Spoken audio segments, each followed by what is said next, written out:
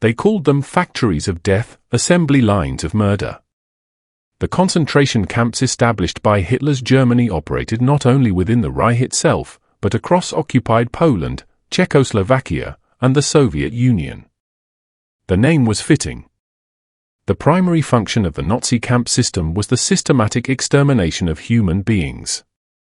To run these factories of death, the regime needed a particular kind of personnel.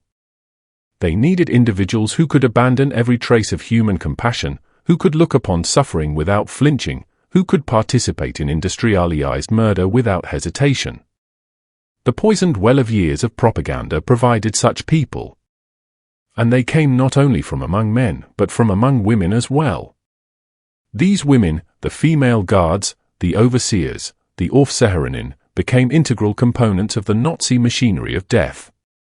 They were called Hitler's angels of death, and they fulfilled their Führer's darkest expectations with ruthless efficiency. The female guards of the SS occupied a unique position within the Nazi hierarchy. Since women could not officially join the SS order, the regime created a special designation for them, the SS Gefolge, or SS retinue. Despite this technical distinction, some of these women achieved ranks and authority that rivaled their male counterparts. These were not reluctant participants coerced into service. These were volunteers who embraced the ideology of the Third Reich and willingly took up positions of power over the helpless. They wore their uniforms with pride, wielded their authority with sadistic creativity, and carried out their duties with a cruelty that shocked even hardened observers. The recruitment of female guards served multiple purposes for the Nazi regime. Women were needed to oversee female prisoners, to conduct searches that male guards could not perform, and to maintain order in the women's sections of the camps. But what the regime perhaps did not fully anticipate was the depth of brutality that some of these women would display. In a perverse inversion of traditional gender roles, these women became instruments of terror, their femininity making their cruelty all the more jarring to those who witnessed it. Among the most notorious of these women stood Maria Mandel, known to prisoners as the Beast. As the head overseer of the women's camp at Auschwitz-Birkenau, she held the rank of SS Oberaufseherin, the second highest authority in the camp, subordinate only to the commandant himself. Every other female guard in Auschwitz answered to her. Mandel earned her nickname through actions that defied humanity. She was a sadist without conscience, utterly immune to the suffering of the prisoners under her control. In her hands rested the power of life and death, and she wielded it with terrifying arbitrariness. Historians estimate that she sent approximately 500,000 women and children to the gas chambers during her tenure. But mere killing was not enough for Mandel. She developed elaborate psychological torments, treating human beings as playthings for her amusement. She would force prisoners, men, women, it made no difference, to perform as animals. A grown man would be commanded to bark like a dog, to crawl on all fours, to lap water from a bowl on the ground. A woman might be forced to bleat like a goat. Sometimes she would order two prisoners to butt their heads together, mimicking rams or bulls, while she watched and laughed. When these degrading performances ceased to entertain her, the fate of the forced performers was always the same, the gas chamber. Perhaps her most psychologically devastating cruelty was the game of false hope. Mandel would select a prisoner seemingly at random and suddenly shower them with uncharacteristic kindness. The chosen victim would be taken to the bathhouse, washed clean, dressed in decent clothing, and fed proper meals. Mandel would affect an almost maternal concern, asking after their well-being, ensuring no one mistreated them. For people who had endured the horrors of the camp, this sudden return to human treatment was overwhelming. They relaxed. They dared to hope. They let down the psychological defenses that had helped them survive. And then, without warning, the illusion would shatter.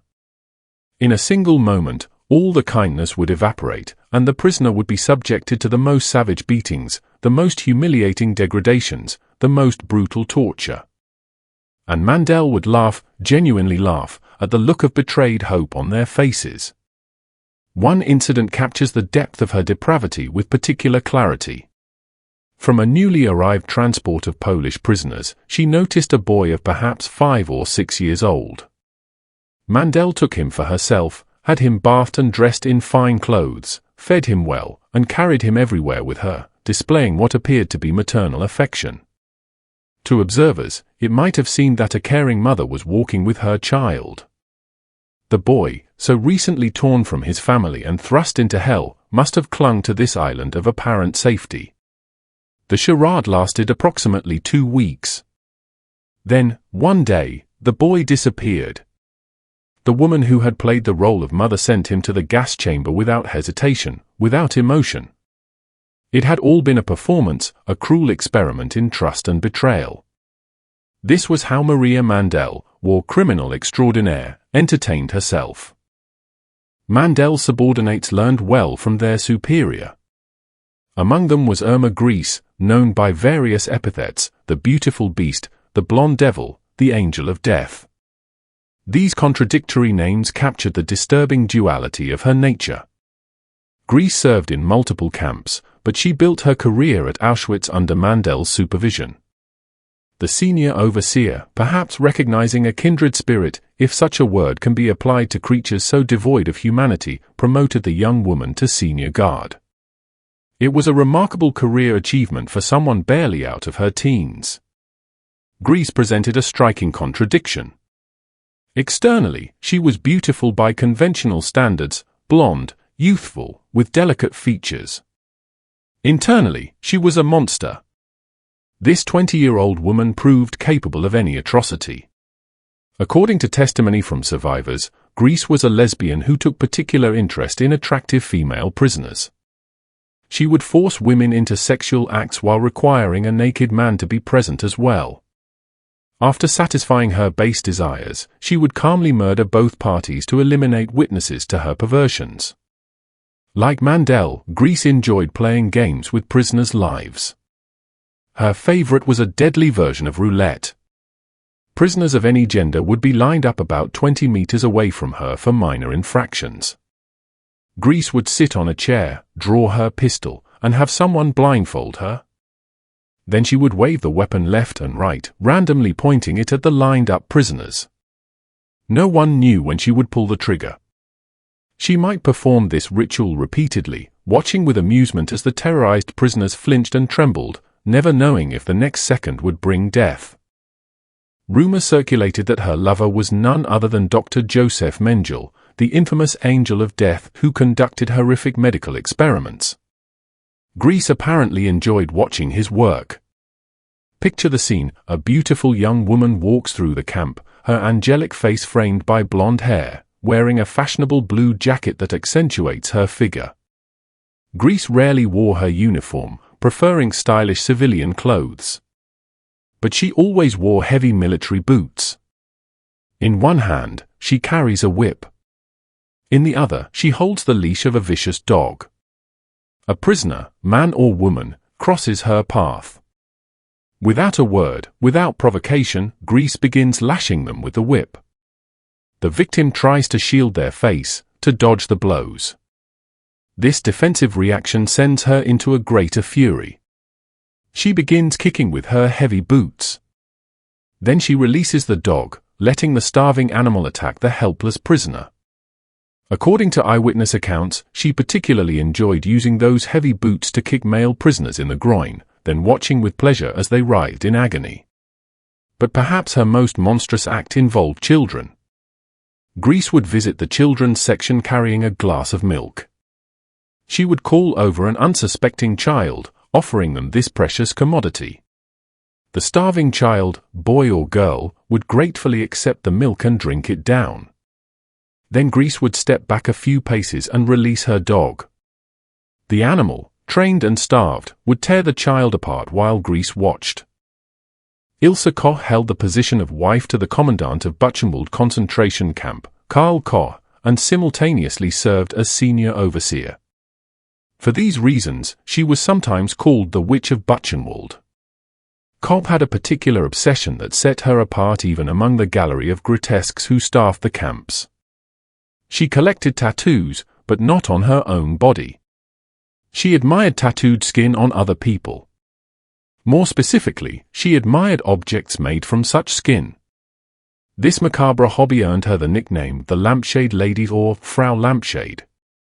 When she spotted a prisoner, usually male, with interesting tattoos, his fate was sealed.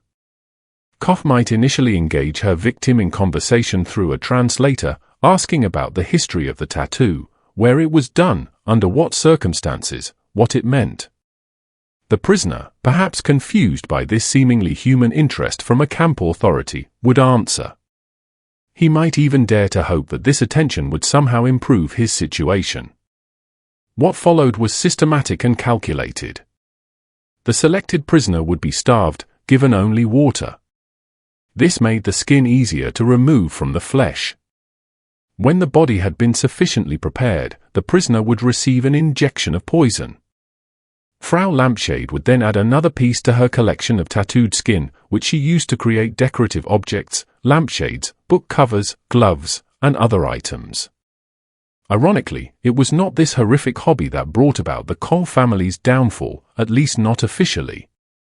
Karl and Ilse Koch were voracious thieves. They plundered the property of incoming prisoners with such excessive greed that they forgot to share their ill-gotten gains appropriately with their superiors in the SS hierarchy. Eventually, their theft became too blatant to ignore. In Nazi Germany, large-scale embezzlement carried the death penalty. A German SS court convicted Karl Koch, and his fellow Germans executed him by firing squad before the war's end. Whether evidence of the skin collection was deliberately destroyed to protect the reputation of the camp system remains a matter of historical debate. What is certain is that the full extent of this couple's crimes was never fully documented before the evidence disappeared.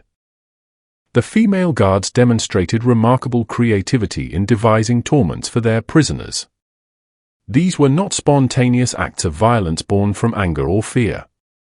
They were calculated entertainments, deliberately designed to maximize suffering and humiliation. One popular amusement involved human horse races. Guards would harness prisoners, men or women, to carts like draft animals and organize competitions. Whichever team collapsed first would be sent directly to the crematorium. The sport combined forced labor, humiliation, and the ever-present threat of death into a single sadistic package. Prisoners might be forced to spend an entire day singing Nazi songs, transforming human beings into living radios. Or they would be made to shout declarations of their own subhuman status, proclaiming that they were Untermensch who deserved their fate and must obey their racial superiors without question. Another favorite torture involved forcing prisoners to stand while holding heavy stones above their heads. They would maintain this position for hours until their arms inevitably gave out and the stone fell. If it missed the prisoner's head, they would be savagely beaten for their failure. This last torment was particularly favored by Greta Bosel, a guard at Bergen-Belsen concentration camp. One teenage survivor testified to witnessing Bosel shoot two prisoners for no apparent reason. She simply drew her weapon and fired. The male and female guards also enjoyed forcing prisoners to fight each other in brutal combat, modern versions of gladiatorial games. They would stand in a circle, watching and wagering while starving. Exhausted prisoners were compelled to beat each other for the amusement of their captors. In these perverted spectacles, human life became entertainment, suffering became sport, and death became the ultimate punchline of cruel jokes. The actions of these women force us to confront uncomfortable questions about human nature. These were not monsters from mythology or fiction. They were human beings, daughters, sisters, in some cases mothers. They had childhoods, families, and lives before they became instruments of genocide. What transforms an ordinary person into a participant in mass murder? How does someone develop the capacity to torture children, to play psychological games with human lives, to laugh at suffering? The Nazi regime created an environment where such transformations became possible. Years of propaganda had dehumanized Jews, Roma, political prisoners, and others deemed enemies of the state. The concentration camp system operated on the fundamental premise that prisoners were not fully human, and therefore the normal rules of moral behavior did not apply. For those who embraced this ideology, cruelty became not just permissible but praiseworthy. Sadism could be reframed as strength, brutality as dedication to the cause. The camp hierarchy rewarded those who demonstrated the most ruthless efficiency, creating a perverse incentive structure that encouraged ever greater acts of cruelty. Survivors often testified that the female guards inspired even greater terror than their male counterparts. Perhaps this reflected societal expectations about gender. The betrayal of anticipated maternal nurturing made their cruelty more psychologically devastating. Or perhaps these women felt pressure to prove themselves in a male-dominated hierarchy and compensated through excessive brutality. Whatever the psychological mechanisms at work, the result was clear: these women seemed to compete with each other in displays of sadism, each trying to outdo the others in inventive cruelty. When Allied forces liberated the camps and the full scope of Nazi atrocities became known to the world, calls for justice echoed across the globe. Many of the female guards faced trial for their crimes. Maria Mandel was hanged for her role in the murder of hundreds of thousands. Irma Grese, at just 22 years old, was also executed by hanging. At her trial, survivor after survivor testified to her sadistic actions. She showed no remorse. However, justice proved incomplete and inconsistent. Many guards managed to escape serious punishment. Some received light sentences, serving only a few years before being released back into society. Others fled and lived under assumed identities, never facing accountability for their actions. Ilse Koch's case exemplifies this inconsistency. Initially released from prison after serving only a fraction of her sentence, public outcry led to her rearrest and retrial. She was eventually sentenced to life imprisonment and died by suicide in prison in 1967. Greta Bosel was executed in 1945. Others lived free for decades, their crimes forgotten or unprosecuted. The disparity in sentencing reflected the chaos of the immediate post-war period, the overwhelming number of perpetrators, the difficulty of gathering evidence, and, in some cases, the unwillingness of courts to fully confront the scope of female participation in Nazi atrocities. The testimony of survivors ensures that the crimes of these women are not forgotten. Each account, painful as it is to hear, serves as a testament to the resilience of those who survived and a memorial to those who did not. These stories challenge comfortable assumptions about gender, morality, and human nature. They remind us that evil is not the province of any particular sex, race, or nationality. Given the right circumstances, a toxic ideology, a hierarchical system that rewards cruelty, the dehumanization of victims, ordinary people can become perpetrators of extraordinary evil. The Holocaust represents one of history's darkest chapters, a systematic attempt to erase entire populations from existence. The concentration camps were the machinery of this genocide, and every person who staffed them, from commandants to guards to administrators, bore responsibility for its operation. The female guards of the Nazi camps were not passive bystanders.